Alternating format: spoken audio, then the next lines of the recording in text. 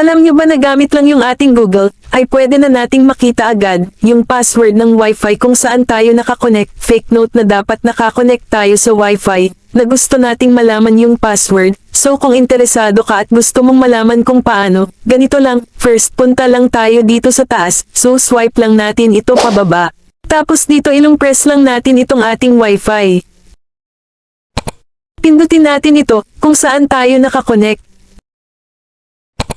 Then screenshot lang natin, dahil magagamit natin yan mamaya. Then kapag okay na at na-screenshot na natin, ay pwede na tayong mag-back dito.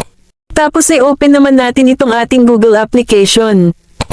Then click lang natin itong maliit na camera icon dito sa gilid.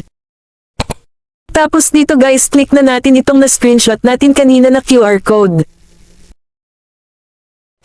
Tapos ayan na guys, dito sa baba makikita na natin yung password ng Wi-Fi, kung saan tayo nakakonect.